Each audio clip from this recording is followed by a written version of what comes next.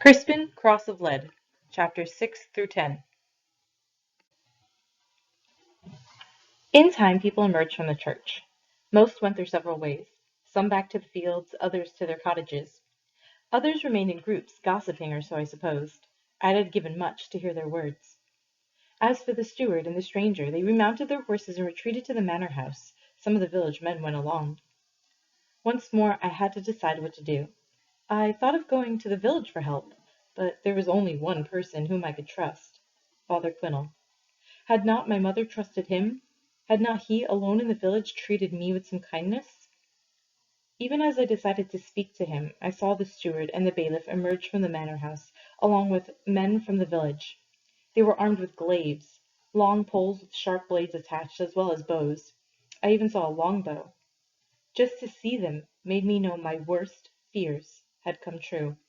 A hue and cry had been raised against me. Clinging to the rock, I watched the search party for as long as I was able, but when they became hidden by forest cover, it was time for me to flee. My visit to the priest would have to wait until the night.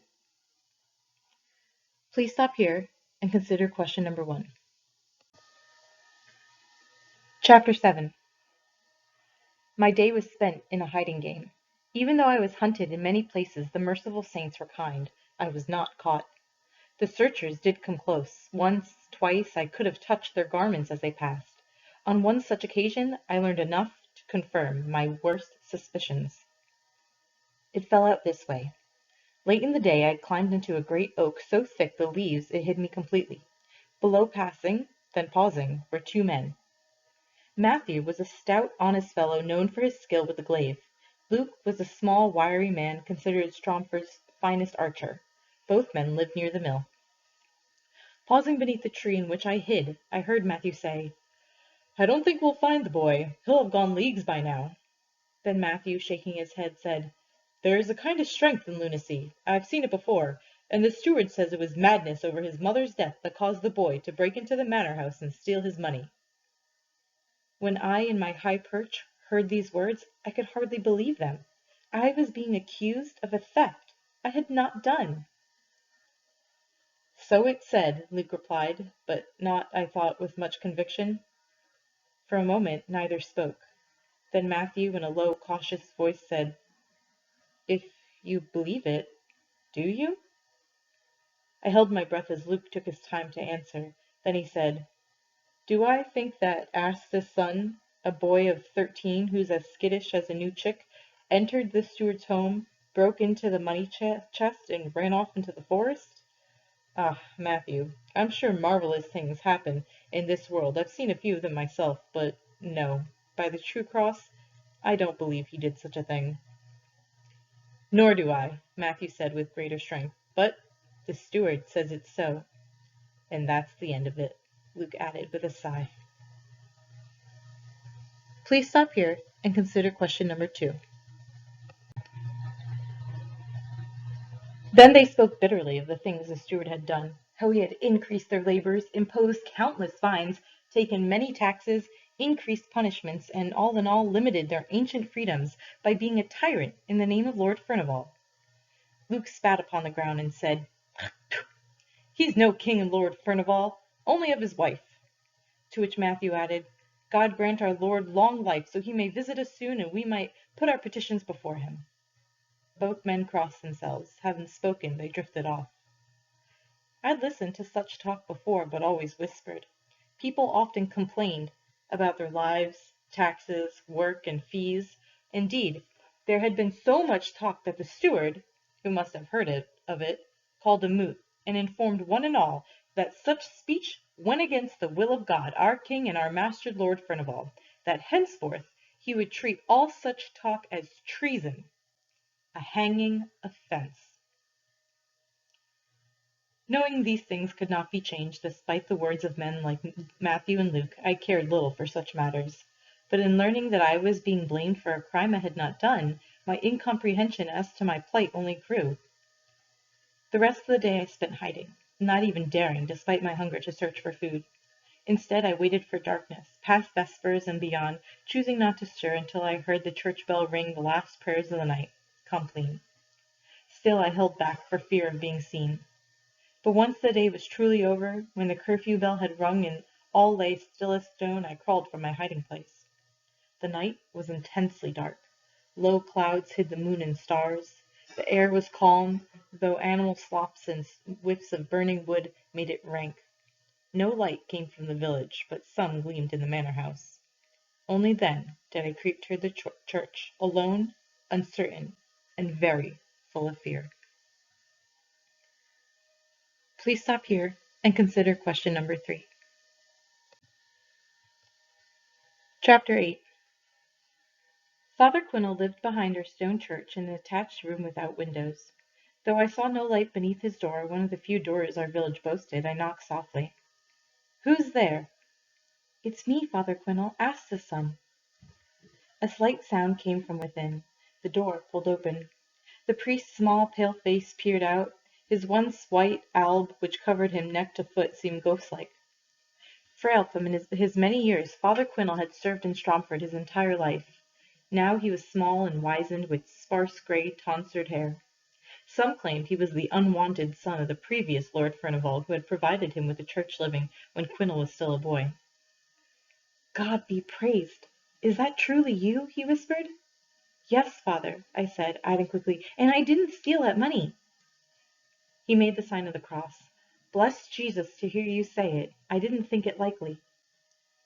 Clutching me with his trembling, bony hand, he said, "Come quickly. The church will be the safest. You're being looked for everywhere. I have some food for you. If anyone comes, claim sanctuary." He led me inside the church.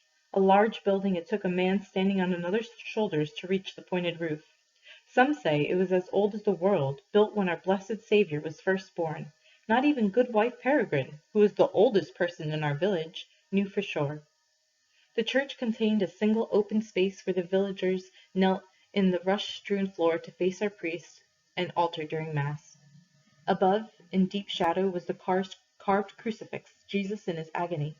Below him, on the altar, stood the fat tallow candle, whose constant fluttering flame shed sunlight upon the white walls of painted lime. In front, in the font where our babes were baptized, was off to the side. 2 faded images were on the walls. One was of our Blessed Lady, her eyes big with grief, the tiny Holy Child in her arms. The other revealed St. Giles, protecting the innocent deer from hunters, a constant reminder as to what our faith should be. Since I was born on his day, and as he was the village's patron saint, I held him for the kin I never had. When no one else was there, I would creep into the church to pray to him. I wished to be the deer that he protected. Near the altar the priest genuflected. I did the same. Then we knelt, facing each other. "Speak low," he said. "There's always Judas lurking. Are you hungry?"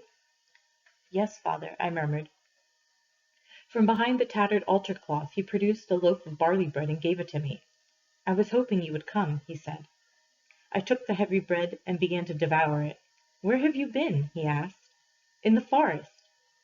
"Did you know they've been searching for you?" My mouth full, I nodded. "Aycliffe claims you stole money from the manor." "Father," I said, "in all my life I've never even been in there." "I don't doubt you," the priest said, gently putting his hand to my face to keep me calm. "Most people in the village don't believe the accusation either, but why does Aycliffe put your name to the crime?" Please stop here and consider question number 4. I told the priest what had happened when I ran from my mother's burial, my fall, my waking to witness the meeting in the clearing, Aycliffe's attempt to kill me. "He said none of this," the priest said. "It's true." "What was the thing the steward read?" the priest asked. "He never mentioned that either." "I don't know," I said. Then I asked, "Who is the man he met?" "Sir Richard Dubray," the priest said. "He's brought word that Lord Furnival, God keep him well, has returned from the wars. He's ill and expected to die." The stranger said Aycliffe must act immediately. "About what?" I shrugged. He said, "Are you not her king? Do you not see the consequences if you don't?" To which Aycliffe replied, "A great danger to us all." Then the man said, "Precisely. There could be those who would see it so and act accordingly. You'll be placed in danger too." "It made no sense to me," I said. The priest pondered the words in silence. Father, I said, what will happen if I'm caught? The priest put his hand on my shoulder. The steward, he said, has declared you a wolf's head. A wolf's head? I gasped, horrified. Do you understand what that means? It's that I'm considered not human, I said, my voice faltering. That anyone may kill me. Is that why they pulled down our house? I suppose. But why? The priest sat back and gave himself over to thought. In the dim light I studied his face. He seemed distraught, as if the pain of the whole world had settled in his soul. Please stop here and consider question number 5. Father, I ventured, is it something about my mother? He bowed his head. When he looked up, it was to gaze at me. Asta's son, unless you flee, you won't live long. But how can I leave? I said. I'm bound to the land. They'll never give me permission to go. He sighed, reached forward, and placed the side of his frail hand aside my face. Asta's son, listen to me with the greatest care. When I baptized you, you were named Crispin. I was? I cried. It was done in secret. What's more, your mother begged me not to tell you or anyone. She chose to simply call you son. But why? I asked. Please stop here and consider question number 6.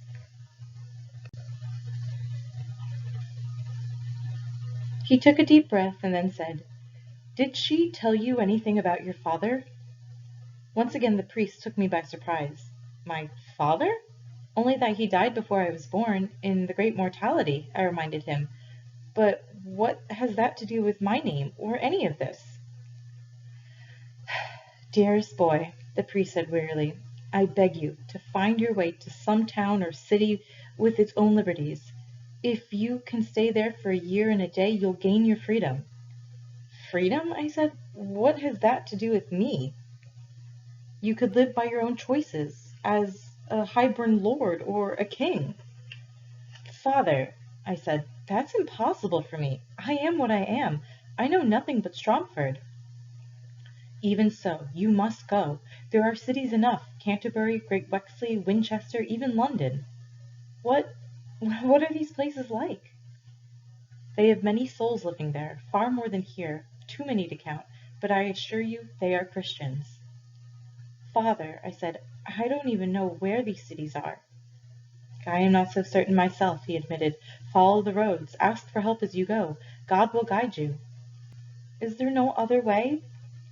You could find an abbey and offer your services to the church, but it's a grave step, and you're hardly prepared.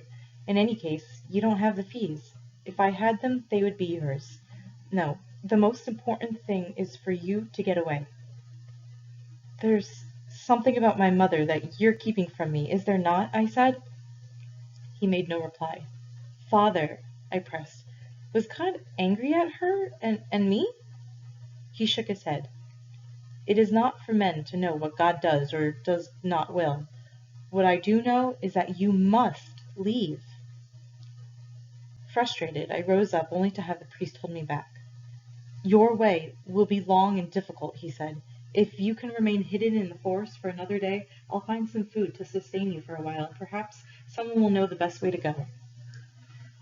As you say, your obedience speaks well for you. Come back tomorrow night to prepare to leave. Meet me at Goodwife Peregrine's house.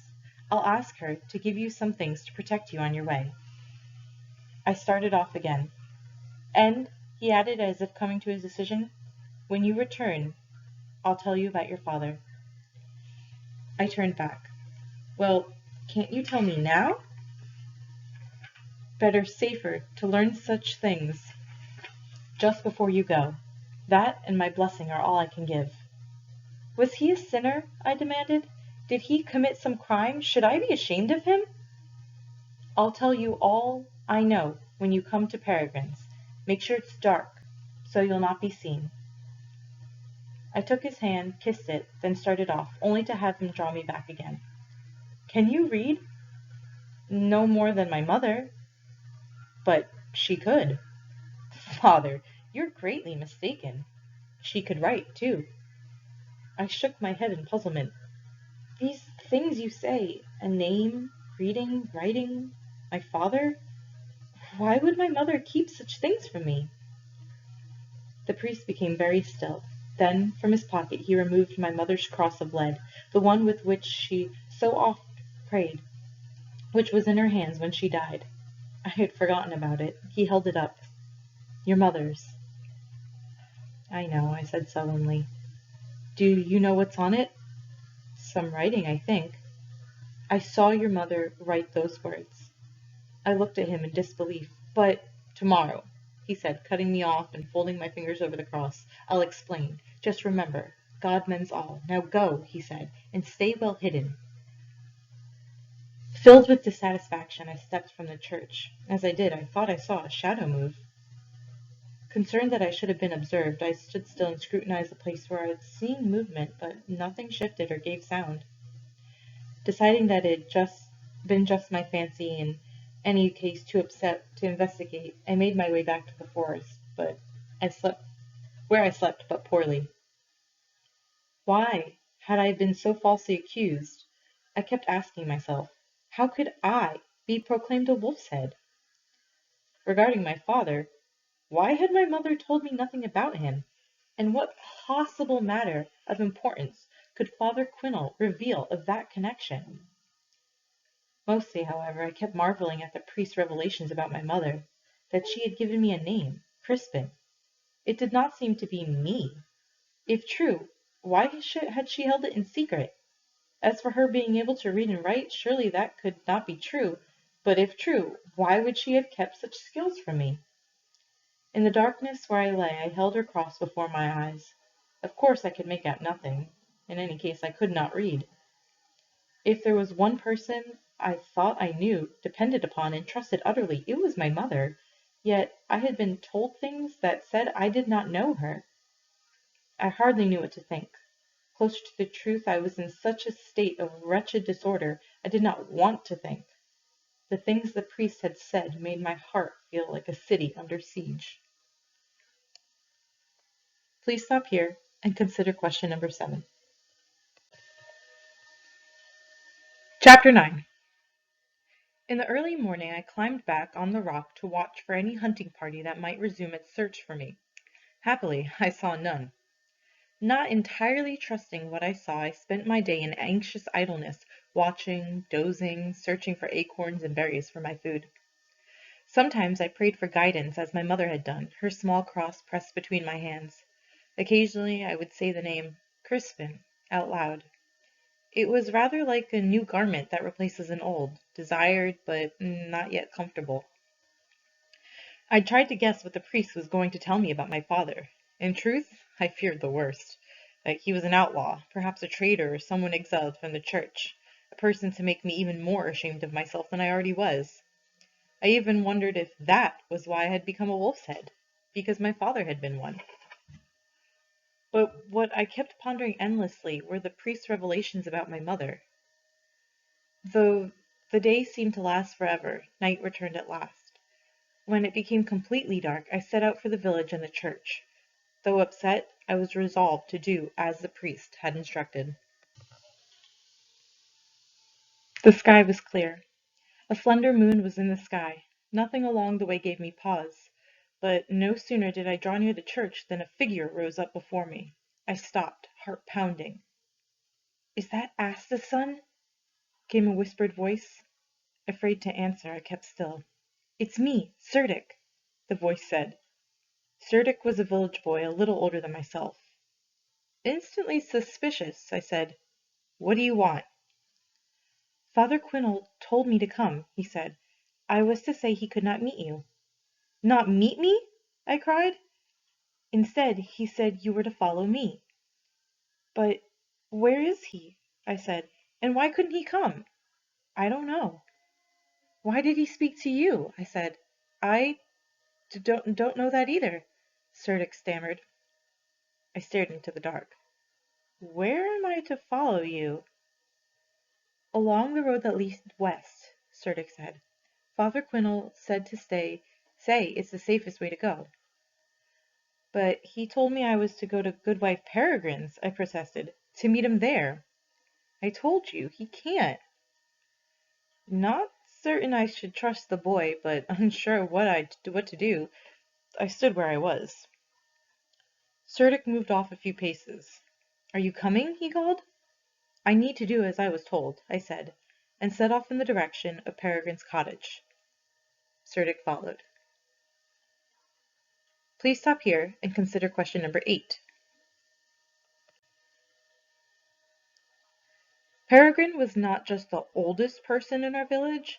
She had a special wisdom for healing, midwifery, and ancient magic. The village hag, she was a tiny, stooped woman with a dull red mark on her right cheek and wayward hairs upon her chin. It was she, no doubt, who had delivered me into this world. Like others, I looked upon her with fear and fascination. The old crone's cottage, like most of Strongford dwellings, was built with a few timbers. It had a thatched roof and daub and wattle walls. There was a space to either side of the single entryway which had no door. One side of the space was for her animals, her cow, pigs, goose, and general storage. The other side was for her living. I came through the entryway full of foreboding. An open fire pit lay on Peregrine's side and gave the only light. Smoke thickened the air, making the herbs that hung from the rafters look like dangling carcasses. Over the fire sat a 3-legged iron pot in which something cooked. The food smells made my mouth water. "Who's there?" Peregrine called through the smoke in her rasping, broken-toothed voice. "It's me, asked the sun." "Is that the priest with you?" "It's Serdic." "Where's the priest? I expected him." "He told me he couldn't come," said Serdic. He had come up close behind me. She peered at the boy through the smoke. "Did he give a reason?" "None." Muttering, "Something must have happened," she looked up into my face. Her stench was strong, and I was aware of the mark on her face. "Are you ready to go?" she asked. "The priest said I must." "Aye, you're being hunted by many. The steward's offering 20 shillings reward for you." 20 shillings? I cried. The amount was half a year's wages. No one in the village had such a sum. "Why should he offer so much?" "He wants you dead," she said. Do you know where the steward will be looking?" I said, very frightened.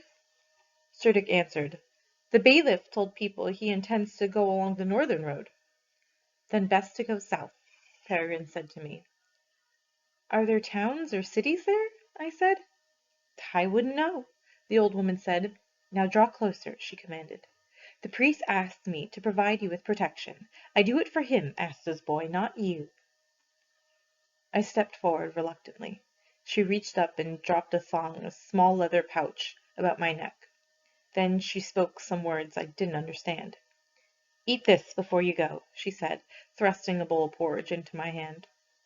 After putting the cross of lead into the leather pouch, I stuffed porridge into my mouth with my fingers. Once done, I returned the bowl. "And here," the old woman said, offering me a bag, "is some bread. It won't take you far, but it will take you off." As soon as I took the bag, the old woman grasped my arm with her tiny hand, pulled me to the entryway, and all but pushed me out. "God be with you," asked the sun. She, too, wished me gone. Please stop here and consider question number 9. Chapter 10. "Don't go south," Serdic said as soon as we were all outside and alone. "Why not?" I said, trying to push away my disquiet. "It's what I told you. The steward will be looking north. Why should he have said that, if he wished to keep it a secret? I think he wants you south. Go a different way." "But which way?" I said. "If the steward said he's looking north, go to the way they least expect. West. That's what Father Quinnell said to do." "But that would take me by the manor house," I said. "The last place anyone would think you'd go." Though I was not sure I trusted Serdic, what he said made sense. But I said, "I want to go by the church first. Maybe Father Quinnell's there." "You better hurry." With Serdic at my side, I made my way through the village. For safety's sake, I kept away from the road, skirting behind the cottages, moving quietly along the back lanes. Upon reaching the church, I knocked on the door to the priest's room. When no one answered, I went into the church proper. No one was there either. Cerdic must have sensed my thoughts. Perhaps, he said, he's waiting on the other side of the river. Maybe that's why he said go that way. Gasping at any hope, I swung round to the road and moved in a westerly direction. Cerdic stayed close. Soon Lord Furnival's manor house loomed before us. Light beamed through a window upon the road that ran before it. The light illuminated the boundary cross, and I could see the mill just opposite the manor. To see the cross moved me greatly. It meant that I was truly about to leave. I hesitated. "It's the only way," Cerdic said. He made the sign of the cross over his heart. I peered into the dark, seeing no one, but praying that Father Quinnell would be waiting for me across the river. "Keep walking," Cerdic said. I took but a few more steps when a beating sound, as if someone were striking a drum, came from behind. Startled, I halted and peered back into the darkness. There was still nothing to be seen, though the drum kept beating. Then I realized Cerdic had begun to back away from me. I turned to face the boundary cross again. This time I saw shadowy forms rise up from the side of the road. It was 4 men. They lumbered across the road, blocking my way. "Cerdic!" I called. When he made no reply, I looked around. He was gone. I swung back. I saw now that 2 of the men were armed with glaives. In another's hand I saw the shimmering glint of a sword. I turned round to see if I could retreat, only to see 4 more men approach. I had been led into a trap. Please stop here and consider question number 10.